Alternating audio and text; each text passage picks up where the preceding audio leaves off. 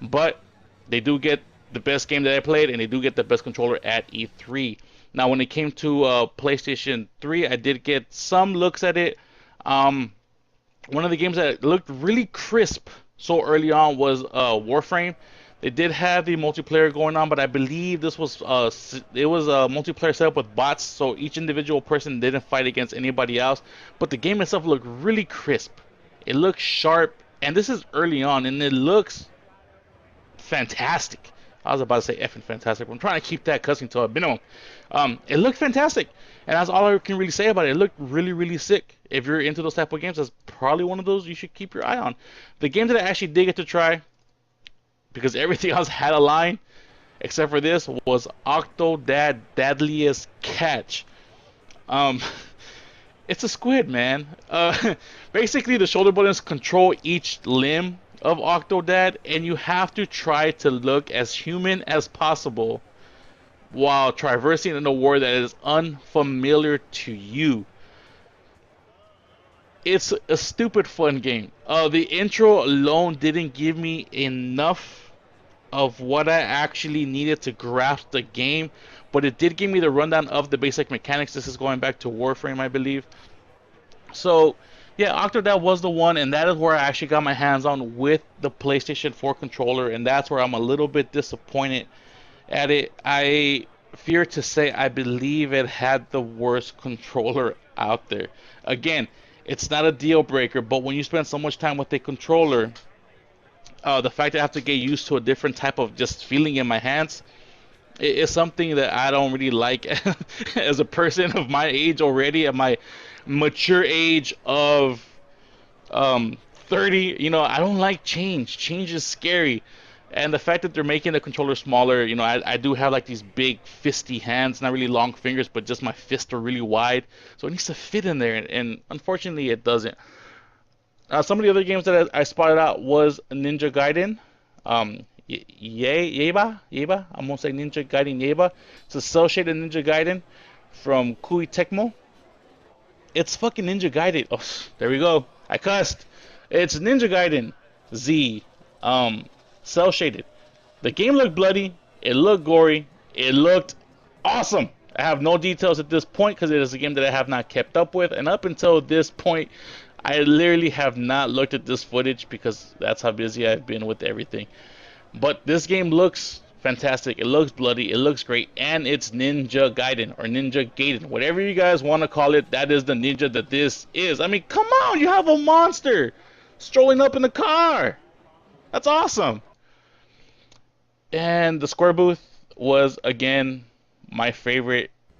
I Square knows how to touch my heartstrings, man. When it comes to everything, I mean, I got some footage here of Kingdom Hearts HD 1.5 remix. The game looks sharp. I mean, the game looked fantastic when it came out on the PlayStation 2 years and years ago. Just upping it up, it looks great. I can't believe how fantastic the game actually looks, just sharpened up. To which I have to ask, what the F, Square? Where is my Final Fantasy VII HD remix? You don't need to change anything about it. I just want an HD remix. That will be the best selling Final Fantasy game ever. Make it happen, Square, because I'm waiting. Of course, they have some Deus Ex stuff, Director's Cut, and all the other good stuff. I believe they have an iPad game coming out. iPad game coming out. But I mean, Square was just one of those things. They have, I guess, they got the publishing rights to Saint Rose, and if they go along with what they did with the Hitman series and with the Deus Ex series, this is a game that I will actually enjoy playing myself. But Square had a really good booth, and I was actually very happy to have passed by. But the best time that I had at E3 was doing this. So that's me, and with my homie who was doing this. Yeah, that's my homie Jim. He works in Europe. Much love to my homie Jim. We were doing that at the Ouya booth. Ouya it produces games like this.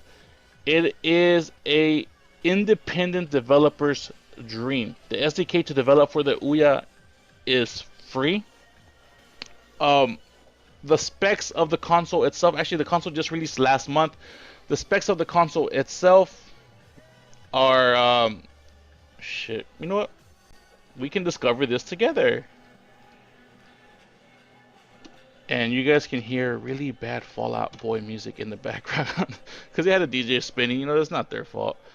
Here we go. Discover Ouya. It's $100 in America. So if you guys are down, Ouya, again, every game is free to try. So every game in the library is free to try. Buy it only if you like it.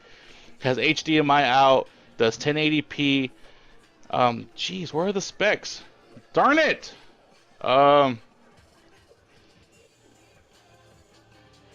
Again, development kits, no license, no fees, nothing. You just make it. So if you're an indie developer and you have very little way of actually getting around to doing what you have to do, that Ouya, support the Ouya.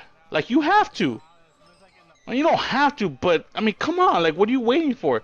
So here we go. We have a Tegra 3 quad-core processor, 1 gigabyte of LPDDR2 RAM, 8 gigabytes of onboard flash, HDMI connection out, Wi-Fi, Bluetooth.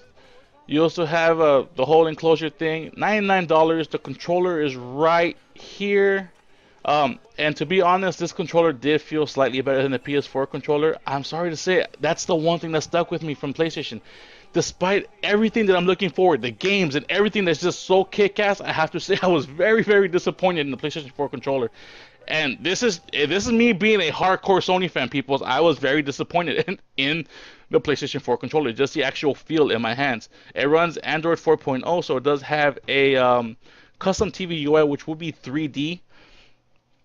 And, you know, all the other stuff. You guys saw what I typed, Ouya. There you go, OuyaConsole.com. And that is pretty much it, peoples. I have been ranting on for way too long. This has been Cornbeaner. Oh, before I go, giveaway. Just comment down below with anything, questions, comments, whatever. $50 Amazon gift card. I'll guarantee.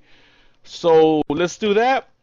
Thank you guys for watching so much. Sorry I have not kept this channel updated as much as I would like, but thank anybody and everybody who watches my channel on a regular basis.